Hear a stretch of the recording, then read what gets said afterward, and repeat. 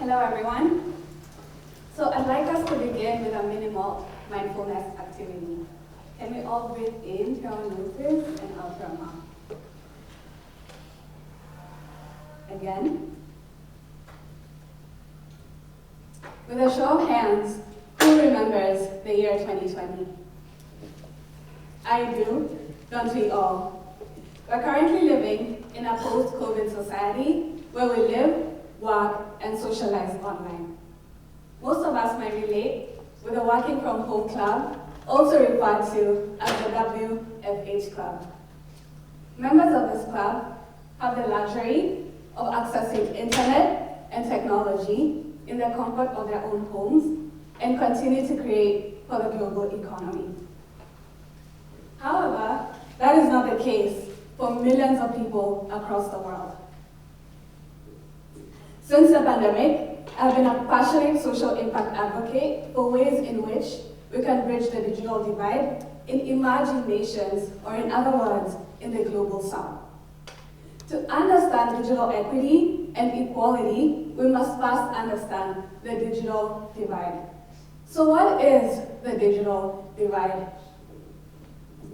The digital divide is the unequal access of digital technology, such as laptops, computers, smartphones, tablets, you name it, and the internet.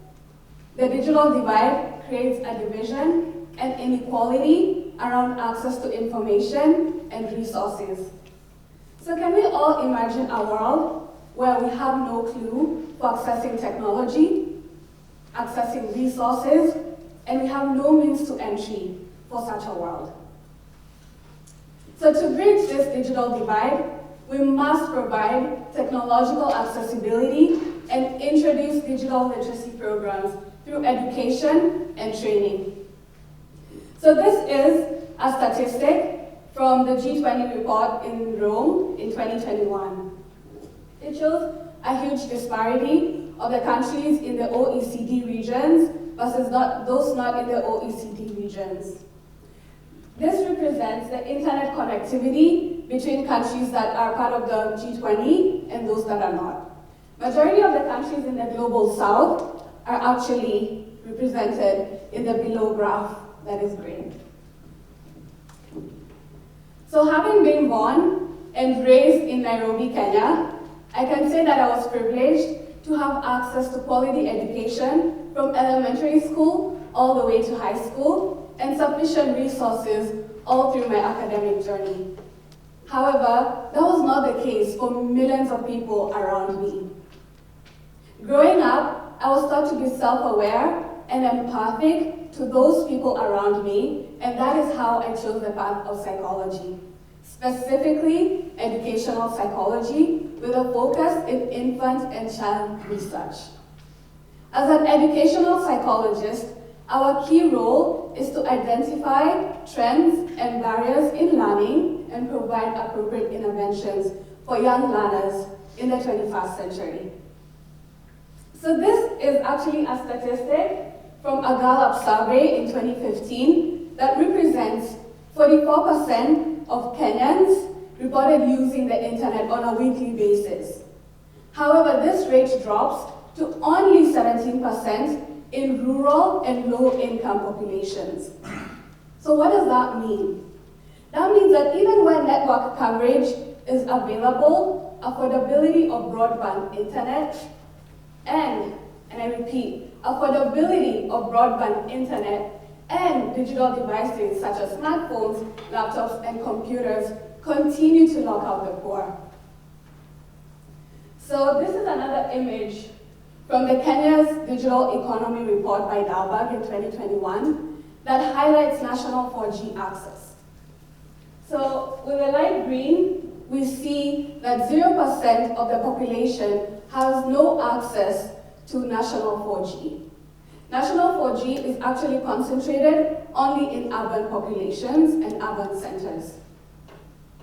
So what does that mean? That means that sub-Saharan Africa lags farthest behind with internet accessibility. So digital literacy is an essential 21st century skill. But as we can see, is a very huge and glaring gap. Digital illiteracy can have negative impacts to the communities and societies involved. So what does this mean to us? This means that digital illiteracy needs to be maintained into developed skills.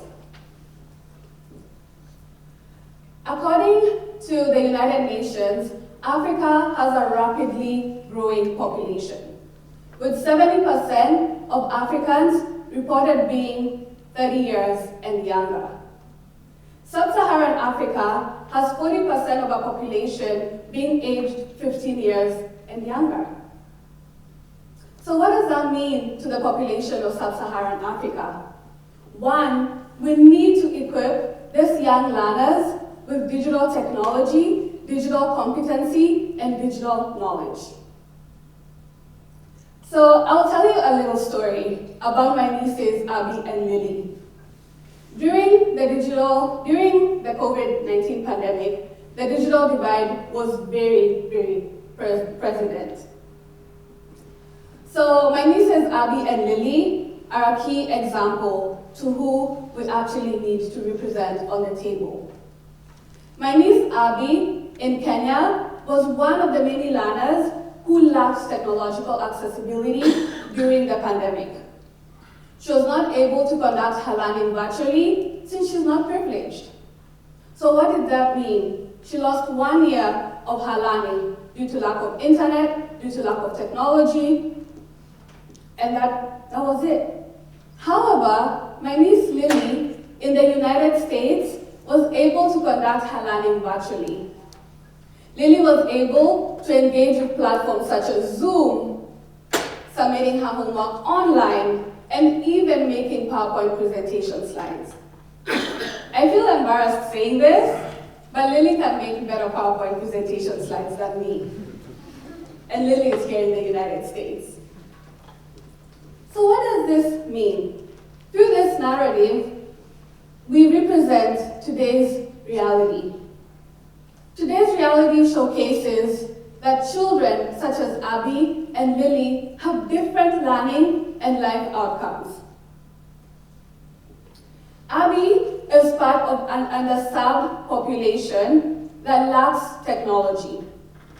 Abby might choose her career path in a field that reflects her environment and is not necessarily globally competitive with her peers in the global north. But on the other hand, Lily, being versed with technology at a young age, is a valid candidate for the corporate economy and the digital world. So the comparison between both my nieces, Abby and Lily, is a very key and indicating factor of systemic inequities. Systemic inequities like this have damaging effects to communities and societies and even the individuals involved. So what is my call to action? My call to action is that we need to provide digital literacy and digital technology to these communities and these underserved communities. As a social impact advocate and policymaker, I would like to represent Abby and work with Abby's community as it is not highlighted in the table. So let's take a moment and soak this in. The digital divide. The key disparity. Let's just soak it in. Two learners from the same family, true story, born in the same year, 2011, but have different learning and life outcomes. So as I conclude, we need to understand that provision of digital literacy and digital technology go hand in hand and are closely intertwined. Through the nonprofit I founded, PazaTech, we actually provide the digital technology accessibility to schools in Kenya, such as Abby's school. So as I continue, I wish to share this quote by David Wallach that says, we need technology in every classroom and in every student and teacher's hand, as it is the pen and paper of our time. And it is the lens through which we experience much of our world. So this is a picture of Abby's school. These are her peers. And so at the moment, we're providing technological accessibility and digital literacy training, not only to the students, but also to the teachers. I went to Kenya last year, and funny enough, I thought that maybe most rural communities need this. But also peri-urban and urban populations need access to digital technology. So again, my call to action is that we need to provide digital accessibility to these children because they are the future of work, and this is the only way we can prepare them for the global economy. Abby is going to be either a nurse and treat one of us, who knows, even though she's in Kenya, but currently living in a globalized community. So a globalized community like this needs to be highlighted on the table because we don't know where these kids will be in the future. So as I conclude, I will share this quote by Nelson Mandela that says, there can be no keener revelation of a society's soul than the way in which it treats its children. Thank you.